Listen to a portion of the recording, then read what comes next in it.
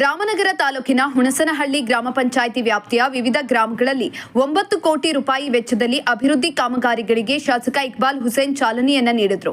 ತಾಲೂಕಿನ ಮೂಡಲಹಳ್ಳಿ ದೊಡ್ಡಿ, ಲಂಬಾಣಿ ತಾಂಡ್ಯ, ಕೂನಗಲ್ ಸೇರಿದಂತೆ ವಿವಿಧ ಗ್ರಾಮಗಳಲ್ಲಿ ಸಿಸಿ ರಸ್ತೆ, ಚರಂಡಿ ಕಾಮಗಾರಿಗಳಿಗೆ ಭೂಮಿ ಪೂಜೆ ನೆರವೇರಿಸಿ ಸುದ್ದಿಗಾರರೊಂದಿಗೆ ಮಾತನಾಡಿದ ಅವರು, ಕಳೆದ 4 ದಶಕಗಳಿಂದ ಸಮರ್ಪಕವಾಗಿ ಅಭಿವೃದ್ಧಿ ಪರವಾದ ರಾಜಕಾರಣ ಮಾಡಿದ್ರೆ ಗ್ರಾಮೀಣ ಭಾಗದಲ್ಲಿ ಮೂಲಭೂತ ಸೌಲಭ್ಯಗಳ ಸಮಸ್ಯೆ ಇಂದು ಇರ್ತಾ ಇರಲಿಲ್ಲ.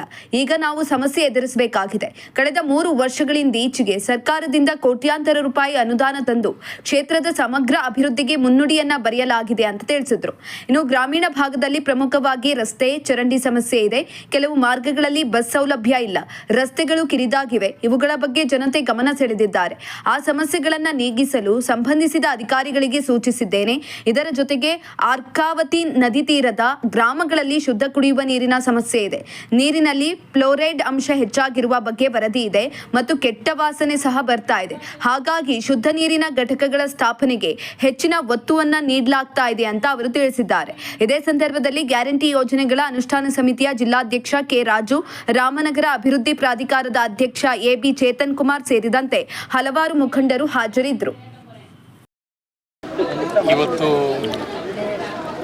ಹುಣಸನಹಳ್ಳಿ ಗ್ರಾಮ ಪಂಚಾಯತಿ ವ್ಯಾಪ್ತಿನಲ್ಲಿ ಅನೇಕ ಅಭಿವೃದ್ಧಿ ಕೆಲಸಗಳಿಗೆ ಚಾಲನೆ ಕೊಡಲಿಕ್ಕೆ ಬಂದಿದ್ದೀವಿ. ನಾನು, ನಮ್ಮ ಮಾಜಿ ಶಾಸಕರು, ಮುಖಂಡರುಗಳು, ಎಲ್ಲರೂ ಕೂಡ ಅಧಿಕಾರಿಗಳು ಎಲ್ಲರೂ ಕೂಡ ಇವತ್ತು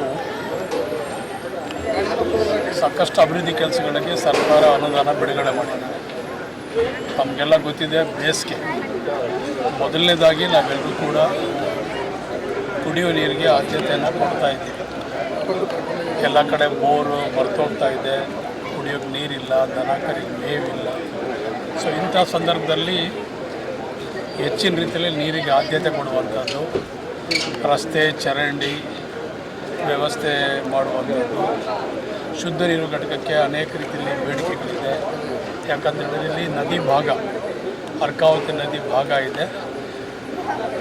ಅಲ್ಲಿ ಆ ನೀರಿನ ಅಂಶ ಜಾಸ್ತಿ, ಇವಾಗೆಲ್ಲ ಸ್ವಲ್ಪ ಒಂಚೂರು ಕುಡಿಯೋ ಸಂದರ್ಭದಲ್ಲಿ ಸ್ವಲ್ಪ ಕೆಟ್ಟ ವಾಸನೆ ಬರುವಂಥದ್ದು ಮತ್ತು ಫ್ಲೋರಿನ್ ಕಂಟೆಂಟ್ ಜಾಸ್ತಿ ಇದೆ ಅಂತ ಹೇಳ್ತಾ ಇದ್ದಾರೆ. ಆ ಒಂದು ನಿಟ್ಟಿನಲ್ಲಿ ಬೋರ್ವೆಲ್ಗೆ ಒತ್ತನ್ನು ಕೊಟ್ಟು ಒಳ್ಳೆ ಬೇರೆ ಕುಡಿಯೋ ನೀರಿಗೆ ಶುದ್ಧ ನೀರು ಘಟಕ, ಹೈಮಾಸು, ಕೆಲವು ಜಾಗದಲ್ಲಿ ಬಸ್ ಸ್ಟಾಪ್ಗಳು, ಶಾಲಾ ವ್ಯವಸ್ಥೆಗಳು ಚೆನ್ನಾಗಿ ಆಗಬೇಕು, ಮಕ್ಕಳಿಗೆ ಒಳ್ಳೆಯ ವಿದ್ಯಾಭ್ಯಾಸ ಸಿಗಬೇಕಂತ ಹೇಳಿ ಶಾಲೆಗಳಿಗೂ ಕೂಡ ಒತ್ತನ್ನು ಕೊಟ್ಟಿದ್ದೀವಿ, ಅಂಗನವಾಡಿಗಳಿಗೆ ಒತ್ತನ್ನು ಕೊಟ್ಟಿದ್ದೀವಿ. ಈ ಭಾಗದಲ್ಲಿ ಇನ್ನೊಂದು ವಿಶೇಷವಾದಂಥ ಒಂದು ವಿಷಯ ಏನಂತ ಹೇಳಿದ್ರೆ, ಫಾರೆಸ್ಟ್ ಕೆಲವು ಜಮೀನುಗಳು ಅನುಭವದಲ್ಲಿ ಇದ್ದಾರೆ, ವ್ಯವಸಾಯ ಮಾಡಲಿಕ್ಕೆ ತೊಂದರೆ, ಅರಣ್ಯ ಇಲಾಖೆಯವರು ತೊಂದರೆ ಕೊಡ್ತಾ ಇದ್ದಾರೆ. ಕೆಲವು ಮನೆಗಳಿಗೆ ಹಕ್ಕುಪತ್ರಗಳಿಲ್ಲ.